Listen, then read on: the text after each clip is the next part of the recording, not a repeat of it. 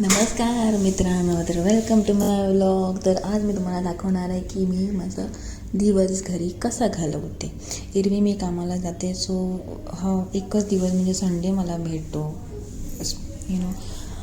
आणि त्याच वेळी मी आता आंघोळ करून घेतली आणि मी मॉइश्चरायझर करते आहे, कारण माझं फेस हायड्रेट राहायला पाहिजे. तर मी खूप स्किन ऑब्सेस्ड आहे आणि वेगवेगळे प्रॉडक्ट्स किंवा असं दिसलं की मला ट्राय करायला खूप आवडतात.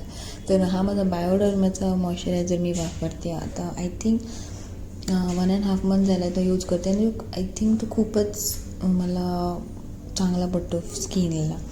तर त्याचं आता तसंच म्हणजे केसांवरती जाऊ नका, तर जरासे हे झाले आहेत ते. सो ऑब्वियसली ते हे झाल्यानंतर आता जरासा माझा बेडरूममधला मेस थोडासा अवॉइड करा.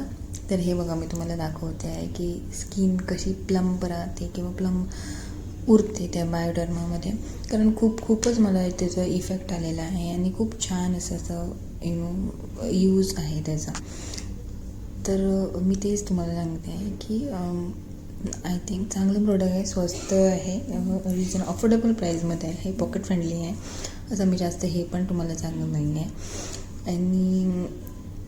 आणि मला एक तुम्ही सजेस्ट करू शकतात, कारण डार्क सर्कलसाठी काय आहे, थोडंसं पिगमेंटेशन पण आहे बरं, त्याच्यावरती सुद्धा मी माझे प्रयत्न चालू आहे की हे कसे जाणार किंवा काय खाल्ल्याने ते होणार नाही किंवा तेलकट असं थोडंसं अवॉइड केलं आहे. पण काय होतं की आम्ही खाऊन आलेली माणसं, आम्हाला ते झेपत नाही.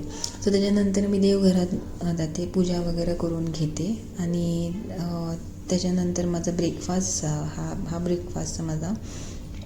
आणि पोळ्या. तर आता आम्ही जेवायचं करूया. तर जेवायला मी केला होता रोज आणि इकडे शिजर ठेवलेलं होतं.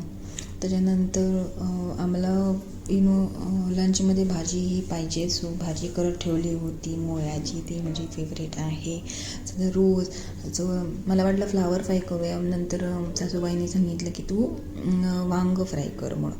तर तसंच भाजी वगैरेचं हे करून ठेवलं आणि वांग्याला मसाला वगैरे लावून ठेवला, कारण व्हेज होतं असं नाही. सो त्यावेळेस माझा नवरा आला, त्याला ब्रेकफास्ट दिलं.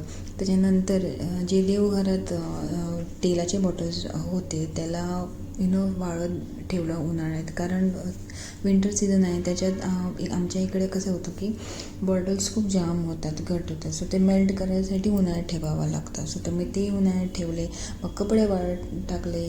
असा हा नजारा आमचा बघ. तर नंतर किचनमध्ये आले, परत सगळं फ्राय करायला ठेवलं होतं, ते सॅलड वगैरे सगळं रेडी होते.